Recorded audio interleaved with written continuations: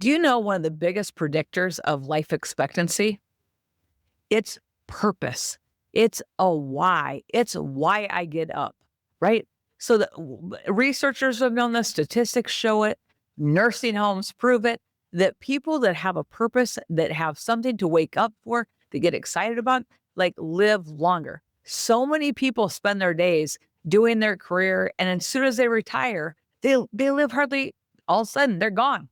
They die quickly. There's such a need in the human being to be valued, to add value, to contribute, that it wakes them up. Like someone is depending on them to show up. Someone is depending on you to show up. And the other day I was walking at the Sportsplex and I was thinking about just how some people can move through great difficulty and still have an amazing attitude. And others, they get like a scratch on their knee and they just moan and groan and complain. And the difference in like your attitude, like is in huge for what you can do in your life, right? The Bible says that out of the heart, flows the issues of life. Out of the mouth flows the issues of life, right? Your heart's always overflowing, but your attitude, ooh, that one thing, that attitude. Here's the thing. I heard this, Lisa or April Osteen actually said this, and it was really great. She said, quit complaining. You know what complaining does? It just tells everyone out loud that you are defeated and that the enemy is winning. That's all it does. It tells that. That's what it says. That's what it reveals. And so I was thinking about someone that had walked through great adversity and carried such a depth of purpose on the inside of them. And I even thought about my dear friend Ruth Ann, who went to heaven at the young age of 96, still with purpose until a week before her death, until actually probably 24 hours to her death. She literally was on purpose. In fact, I know it was 24 hours because the very last question she asked me was this: Amy, what did you learn from me and what are you going to do with it?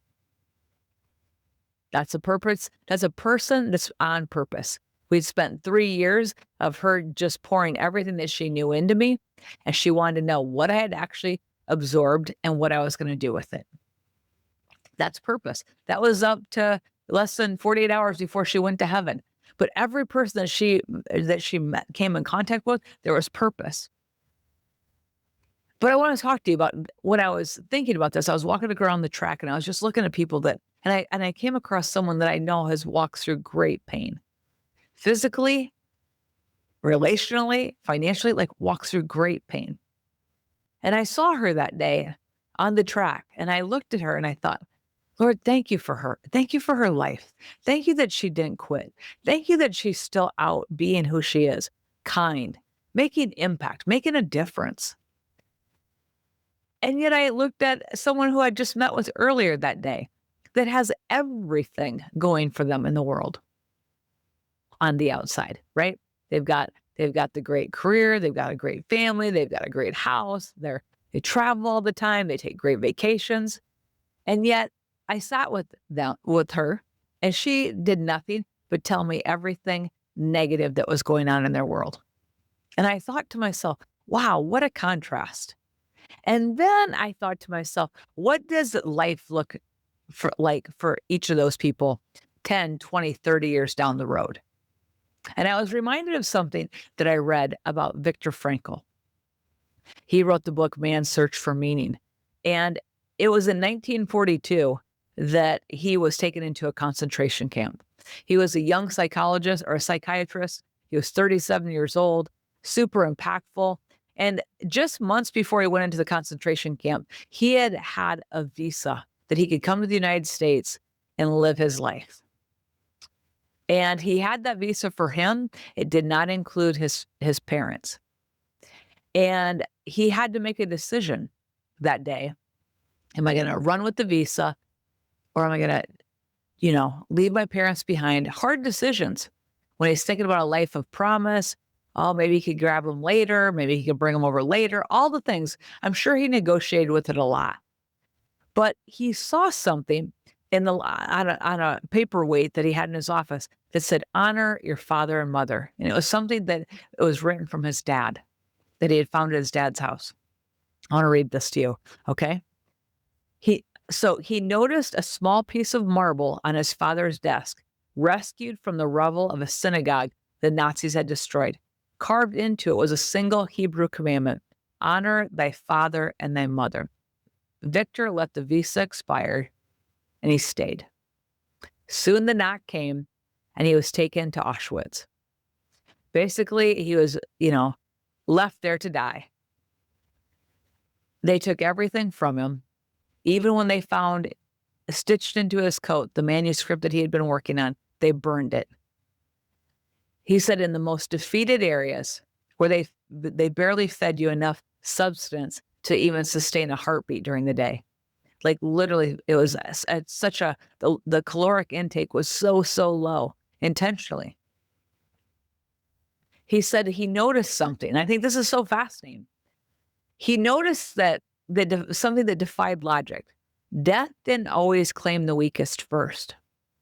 Powerful men withered and died within days. Frail men who looked like walking skeletons somehow kept rising each morning.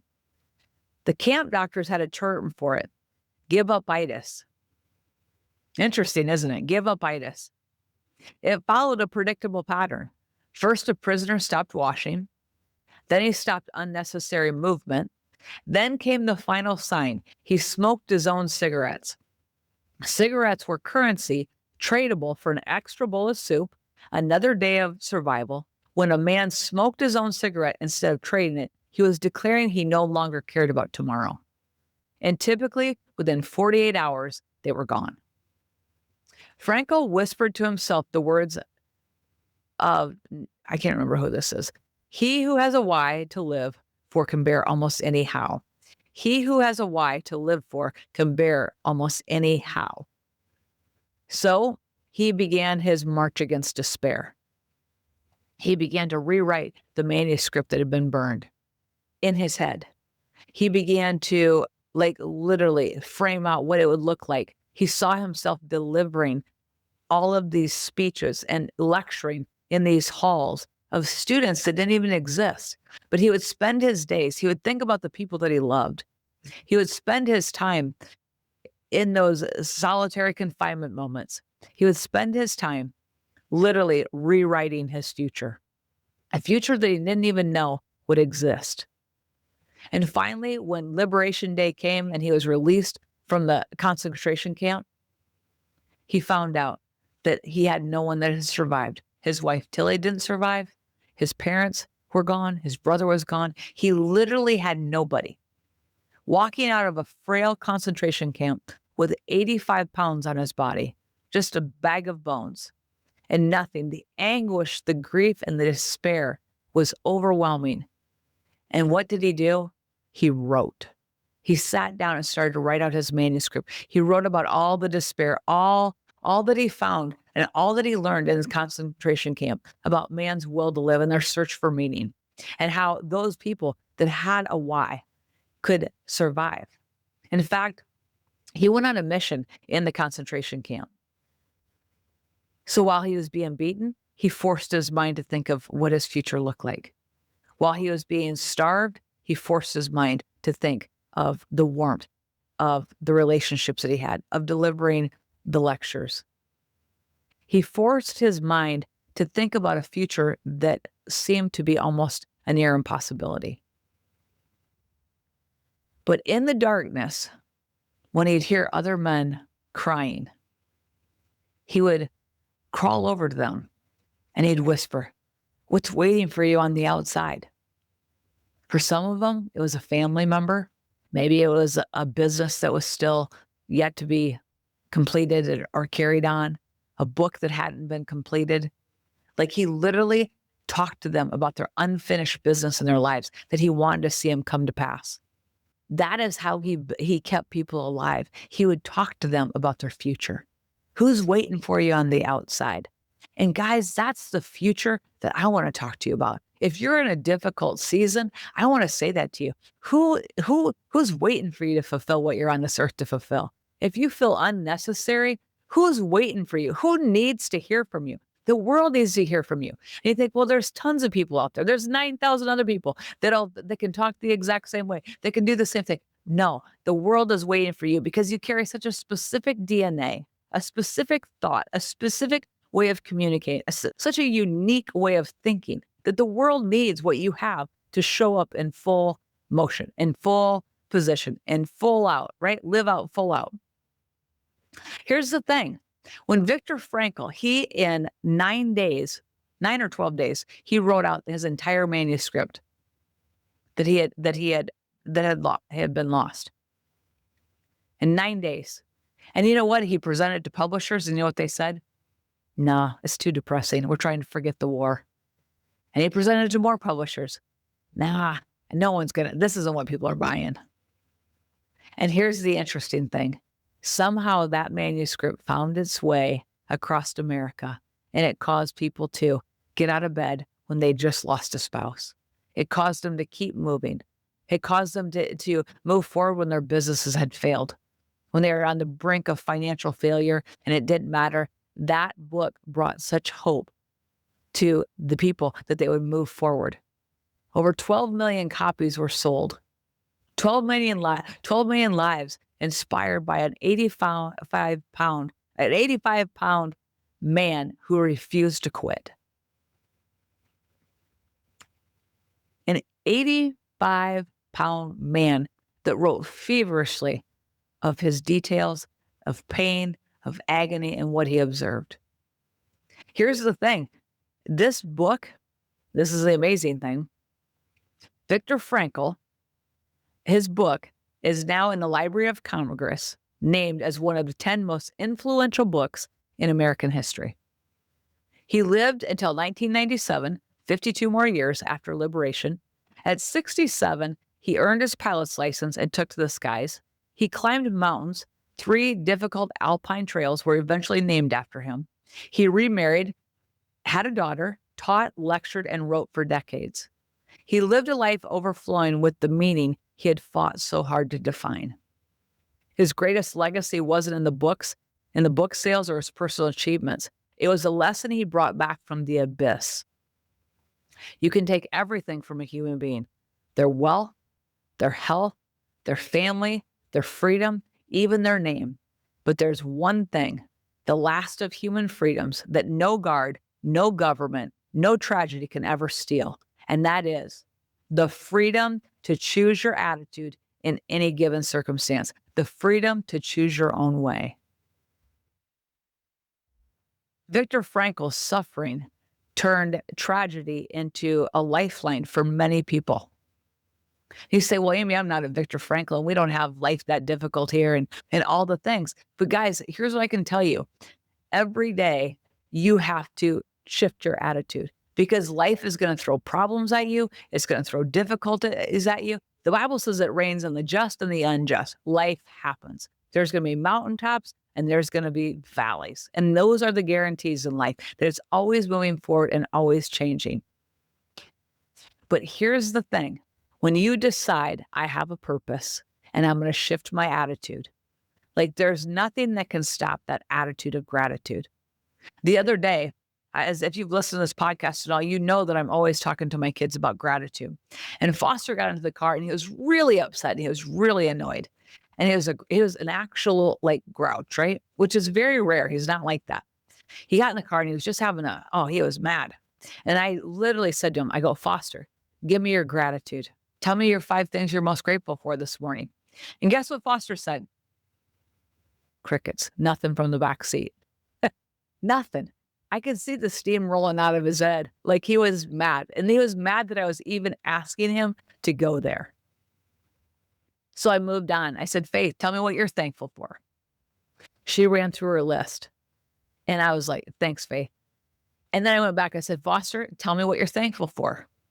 This is an exercise. You've got to shift to the things that you're grateful for, and the things that you control. This attitude shift is going to change your entire day.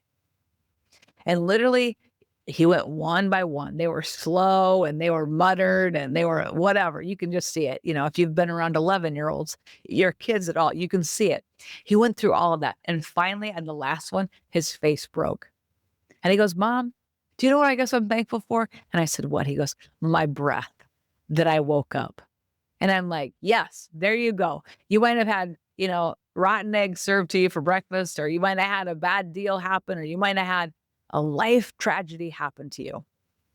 And he shifted and he said, Mom, I'm thankful for my breath. And when he got out of the car, his pep in his step was back, right? But I'm like, that shifts everything. Gratitude is so powerful.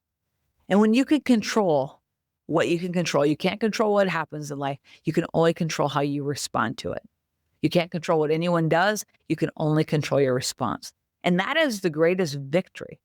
But here's the thing I want to tell you. If you're walking through hell, your attitude about it needs to shift. You have to take it on as, this is a great day.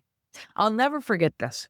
When I was walking through something that I thought was extremely difficult, nothing like a concentration camp, but was something that I was thinking that was difficult.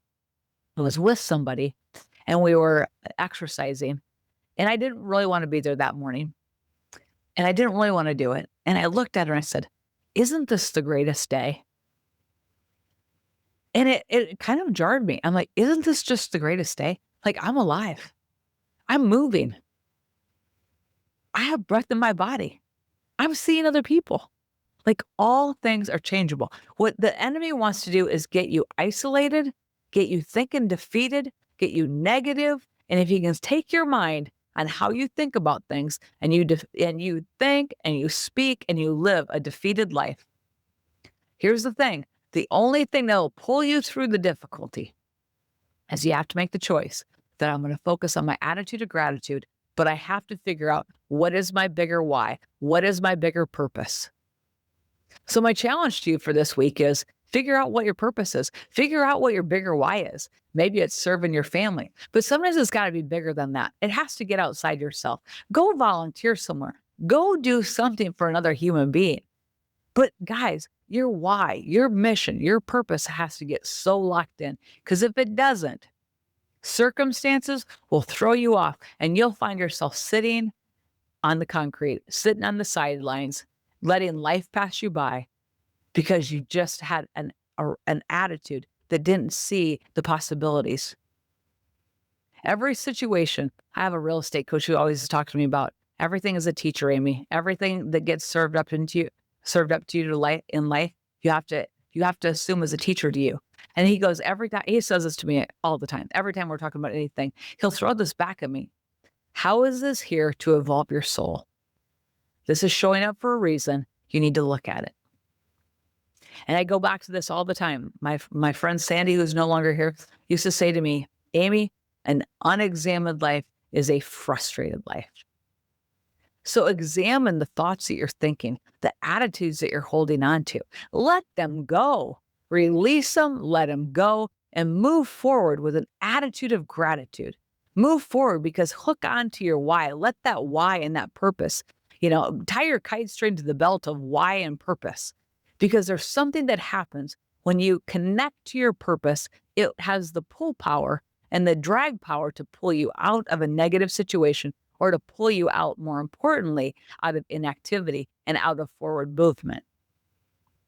So evaluate those things.